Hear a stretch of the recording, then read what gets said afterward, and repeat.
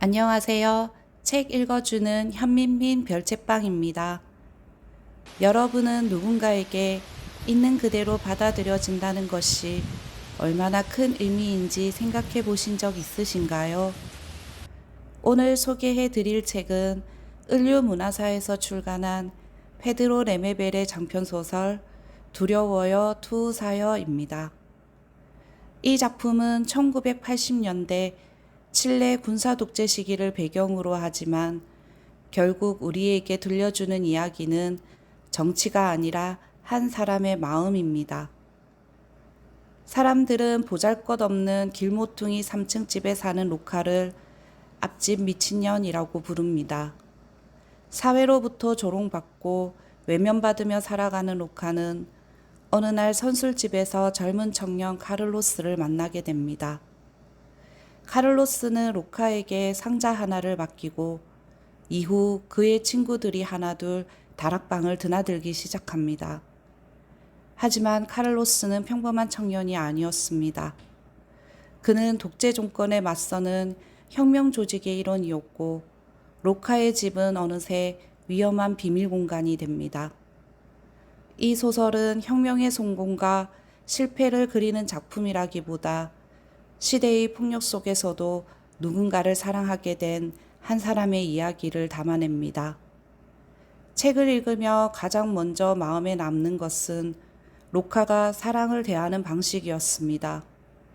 로카는 카를로스가 위험한 일을 하고 있다는 사실을 어렴풋이 알고 있습니다. 하지만 깊이 알려고 하지 않습니다. 그저 카를로스가 무사하기를, 그리고 자신의 곁에 있어주기를 바랍니다.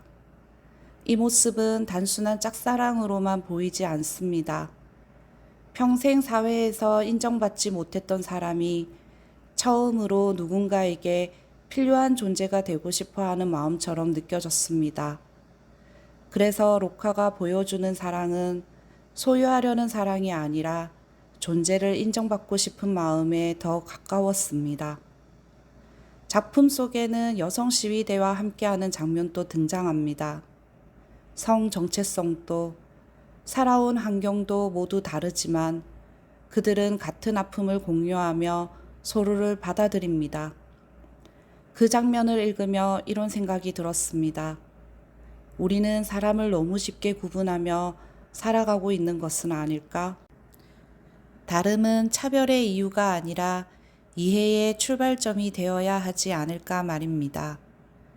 또 하나 인상 깊었던 것은 독재자의 길을 맴도는 벌새들의 윙윙거리는 소리였습니다. 계속 신경 쓰이지만 쉽게 잡히지 않는 그 소리는 작품을 읽는 내내 묘한 긴장감을 만들어냅니다. 저는 이 장면이 사회에서 보이지 않는 존재들, 그리고 아무리 억누르려 해도 사라지지 않는 사람들의 목소리를 상징하는 것처럼 느껴졌습니다.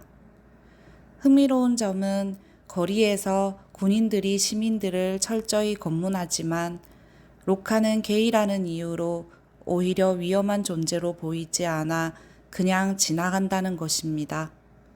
그러나 바로 그 사람이 혁명가들에게 안전한 공간을 제공하고 있습니다.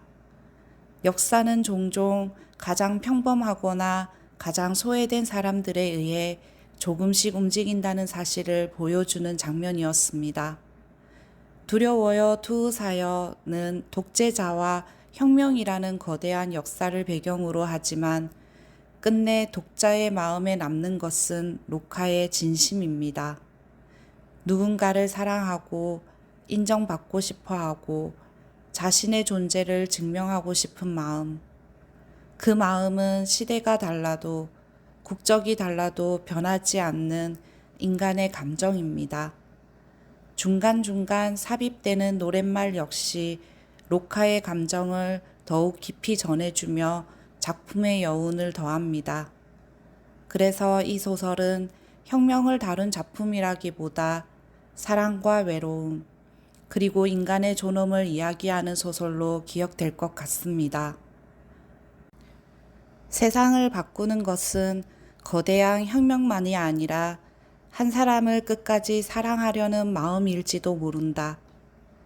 독재의 시대를 배경으로 하지만 결국 사람의 마음을 이야기하는 소설 두려워요 투사여였습니다.